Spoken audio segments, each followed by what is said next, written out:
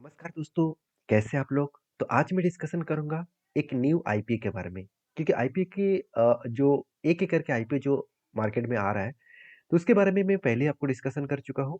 अभी अपकमिंग जो आईपीओ आने वाला है, उसके बारे में भी डिस्कशन करूँगा। तो उसी से जुड़े हुए एक आईपीओ मार्केट में लिस्टिंग होने के लिए आ चुके हैं, जिसका नाम है दीपक बिल्डर्स। तो Deepak builders and engineering India limited. तो बेसिकली इस कंपनी के जो काम है, सबसे पहले वो देख लेते हैं, कंपनी काम क्या करते हैं।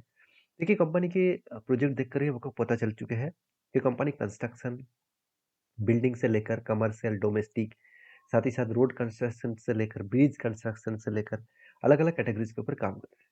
आप देख सकते हैं कंपनी के जो प्रोजेक्ट है कमर्शियल बिल्डिंग्स, साथ ही साथ जो रेसिडेंशियल बिल्डिंग्स है, साथ ही साथ हाईवेज से लेकर अ, म्यूजियम, मेमोरियल्स, साथ ही साथ देखा है तो फ्लाईओवर, उसके साथ-साथ हॉस्पिटल्स, साथ ही साथ स्टेडियम, स्पोर्ट कॉम्प्लेक्स एंड साथ ही साथ डेवलपमेंट कुछ वर्क्स।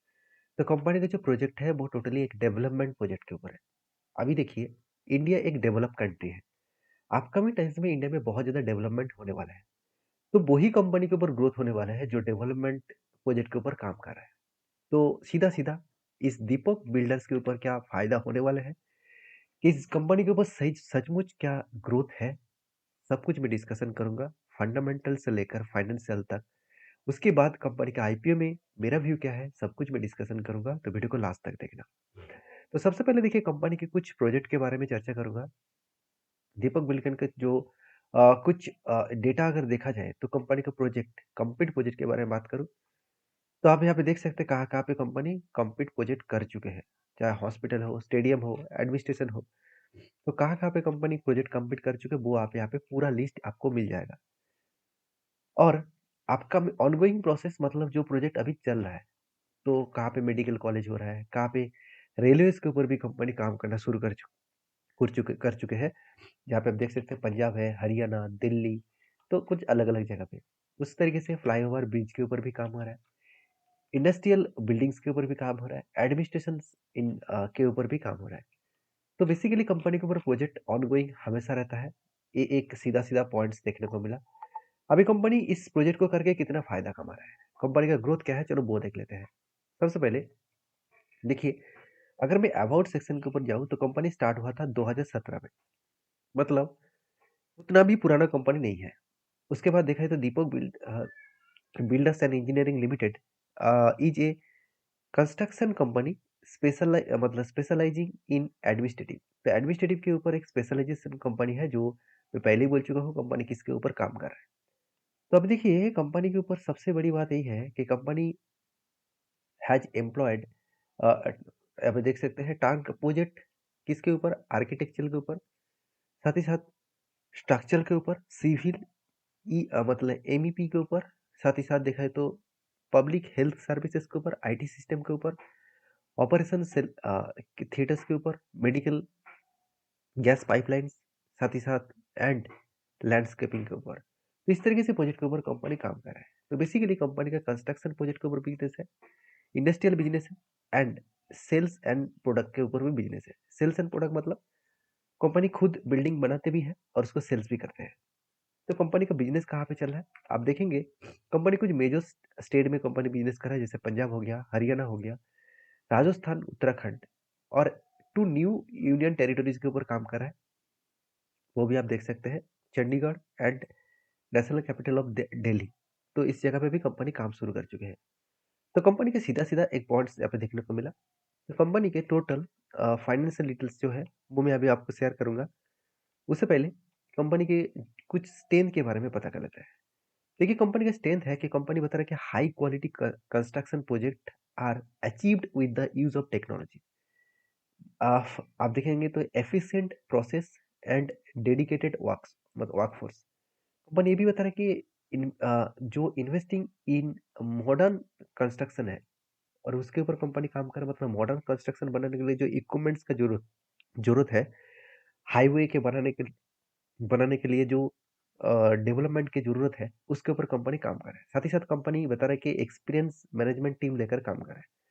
कुल मिलाकर टीम में जो टोटल एम्प्लॉयी है, आप देख सकते हैं कंपनी हैज़ 632 परमानेंट एम्प्लॉयी और कॉन्ट्रेक्चुअल जो एम्प्लॉय है करीबन 2129 के आसपास है। तो एक बेसिक इन्फॉर्मेशन कंपनी को मिल चुके हैं। अभी कंपनी का फाइनेंशियल डिटेल्स के बारे में चर्चा करूंगा। देखिए सीधा-सीधा बात करूँ तो कंपनी के जो एसेट है, अगर एसेट के बारे में बात करूँ तो कंपनी के एसेट हर साल बढ़ते चले जा रहे हैं। अच्छी बात है, क्योंकि एसेट तो बढ़ना ही चाहिए क्योंकि कंस्ट्रक्शन कंपनी है तो उसका एसेट नहीं बढ़ेंगे तो उसका बिज़नेस नहीं बढ़ेगा। रेवेन्यूज़ के बारे में बात करूँ तो देखिए 364 था 2022 में, उसके बाद 435 बने, उसके बाद 516 करोड़ बने। तो एक अलग लेवल का कंपनी का रेवेन्यूज़ भी यहाँ पे ग्रोथ हुआ। उसी तरीके से कंपनी का प्रॉफिट भी अच्छा खासा ग्रोथ हुआ। 17 से 21 बने, उसके बाद 60 करोड़ बने। कंपनी के ऊपर जो नेटवर्क है वो भी ग्रोथ हुआ। कंपनी के रिजर्व एंड सरप्लस भी बढ़े। उसके साथ-साथ कंपनी के कर्जा भी बढ़े। तो ये पॉइंट्स मुझे थोड़ा-सा वीक लगा। अभी कर्जा तो ज़्यादा है, तो चलो कर्जा लेने के बाद कंपनी प्रॉफ़िट कर रहा है, यही सबसे बड़ी बात है। क्योंकि कंपनी 21 करोड़ से सीधा-सीधा 60 करोड़ मतलब ऑलमोस्ट 3 गुना कंपनी प्रॉफ़िट जंप कर चुके हैं 1 साल के अंदर-अंदर।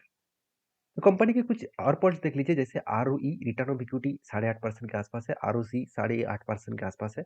डेप्थ थोड़ा-सा ज़्यादा मैं पहले ही बोल चुका हूँ डेप्थ थोड़ा-सा ज़्यादा है। अभी कंपनी के देखिए बाकी पॉइंट पेट मार्जिन जो है 13.52 है मतलब कंपनी के ऊपर यहाँ पे थोड़ा-सा वीकनेस पॉइंट देखने को मिला और डेप्थ भी बहुत ज़्यादा है। ये मुझे एक बहुत बड़ा वीकनेस पॉइंट देखने को मिला क्योंकि डेप्थ ज़्यादा होगा मतलब कंपनी के ऊपर प्रेशर तो बनेगा क्योंकि कर्जा आपने बैंक से लिया, अगर बिज़नेस ठीक-ठाक है तो वो बड़ी बात है। कल अगर मान के चलिए कोविड जैसे सिचुएशन आ गया, तो कंस्ट्रक्शन बिज़नेस जिस तरीके से बंद हो गया था मतलब एकदम काम ना के बराबर हो रहा था। तो उस टाइम पे तो बैंक तो ये नहीं कहेंगे, तो चलो आपको लोन यहाँ पे देना नहीं पड़ेगा, बंद कर दीजिए। ऐसे तो बिल्कुल नहीं है। तो सोचिए, यहाँ पे थोड़ा-सा कंपनी को एक झटका लग सकता है। दूसरी बात ये देखना है कि कंपनी किस कारण के वजह से यहाँ पे मार्केट में आईपीओ लेके आ रहा है। सबसे देखा जाए तो company repayment and prepayment in full और पार्ट जो मतलब देखा जाए तो कंपनी बता रहा है कि कंपनी का जो कर्जा है, उस कर्जे को मिटाने के लिए ही इस फंडिंग उठा रहा है। अच्छी बात है। क्योंकि कर्जा ही बहुत तकलीफ दे सकते हैं। पहले कर्जा मिटाएगा तो अच्छी बात है। साथ ही साथ funding of working capital requirement कुछ काम करने के लिए पैसे की जरूरत है उसके लिए फंडिंग उठा रहा है और साथ ही साथ जनरल पर्पस। तो सारे पॉइंट्स तो यहाँ पे देख चुके हैं। अभी कंपनीज के ऊपर मेन पॉइंट्स के ऊपर चले आते हैं कि इस कंपनी के साथ बाकी जो इसी सेक्टर के ऊपर काम करने वाला कंपनी है उसके साथ अंतर कितना है। जैसे देखा जाए तो बाकी जितने कंपनी जैसे आर्कॉन इंटरनेशनल मतलब ये भी एक सरकारी गवर्नमेंट कंपनी है। साथ ही साथ और भी देखेंगे तो और भी यहाँ पे एक company Ahluwalia contracts India limited. साथ ही साथ देखा है तो PSP project limited and L limited construction India limited LTD construction limited. माफी चाहता हूँ एलटीडी सीमेंटेशन लिमिटेड।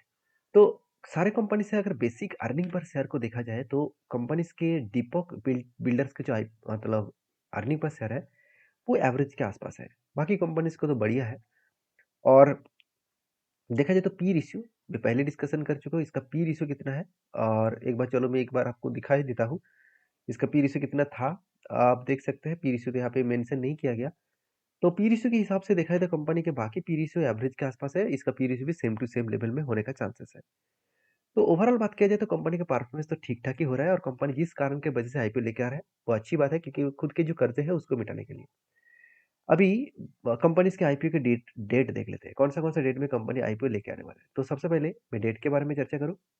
देखिए आईपीओ जो है वो 10 के फेस वैल्यू के हिसाब से आ रहा है। अभी आईपीओ का प्राइस कितना रहेगा वो अभी मेंशन नहीं किया गया और लॉट साइज कितना रहेगा वो भी मेंशन नहीं किया गया। फिर भी मैं आपको बता रहा हूँ कि 15,000 के आसपास इसका टोटल एक लॉट के टोटल आपको 15,000 के आसपास इन्वेस्टमेंट करना पड़ेगा। तो टोटल जो ऑफ आईपीओ लेके आ रहा है उसके हिसाब से total issue size fresh issue and offer for sale तो अभी तक मेंशन नहीं किया गया। तो भी फिर भी आप यहाँ पे देख सकते हैं कि टोटल जो आईपीओ के लिए जो शेयर इशू किया जा रहा है करीबन करीबन आप देख सकते हैं 1 करोड़ 28 लाख के आसपास। तो 1 करोड़ 28 लाख के आसपास टोटल आईपीओ के लिए इशू किया जा रहा है। फ्रेश इशू मतलब टोटल जो पैसा कंपनी के जेब में रहेगा मतलब खुद के जेब में रहेगा वो है ऑफर पर सेल। ज़्यादा से ज़्यादा ऑफर पर सेल है और उसके आधा पैसा मतलब फ्रेश इशू मतलब कंपनी के बिजनेस के ऊपर इन्वेस्ट किया जाएगा। मतलब प्रोमोटर के जेब अच्छा खासा भरेगा यहाँ पे। तो इस आईपीओ की जो डेट है मेंशन किया गया है कि ओपनिंग डेट है 21 तारीख, क्लोजिंग डेट है 23 तारीख, बेसिक अलॉटमेंट होगा 24 ऑफ अक्टूबर। आईपीओ रिफंड किया जाएगा, अगर आईपीओ नहीं मिला तो 25 तारीख को, अगर आईपीओ मिल गया तो 25 तारीख को डीमैट अकाउंट में क्रेडिट किया जाएगा। लिस्टिंग डेट है 28 तारीख। तो सारे डेट आपके सामने मेंशन किया हूँ। अभी कंपनी के ग्रे मार्केट प्रीमियम एक बार देख लेते हैं। तो कंपनीज के ग्रे मार्केट प्रीमियम का अगर बात करूँ तो इसका ग्रे मार्केट प्रीमियम सिर्फ 11 रुपीज़ के आसपास देखने को मिला है। मतलब परसेंटेज वाइज देखा है तो अभी बहुत कम है। अभी तक इसका प्राइस बैंड फिक्स नहीं हुआ, तो इसलिए मैं ग्रे मार्केट प्रीमियम के बारे में आपको टेलीग्राम में अपडेट दे दूंगा, जाकर टेलीग्राम को ज्वाइन कर सकते हैं। सिर्फ के सिर्फ एजुकेशन पर्पस में इस वीडियो को आपके साथ शेयर किया हूँ। हाँ, मेरे ओपिनियन यही है कि मैं जब तक लास्ट डेट का ग्रे मार्केट प्रीमियम ना देखूँ तब तक इस कंपनी के ऊपर कोई भी डिसीजन नहीं लूंगा। तो बाकी आप भी एक बार सारी चीज़ों को वेरीफाई करके ही काम करना, क्योंकि मेरे वीडियो से आपको सारी जानकारी अच्छा मिला तो प्लीज़ एक लाइक कर देना, चैनल को सब्सक्राइब करना और वीडियो को दोस्तों के साथ भी शेयर करना। मिलते हैं नेक्स्ट वीडियो में, तब तक के लिए धन्यवाद।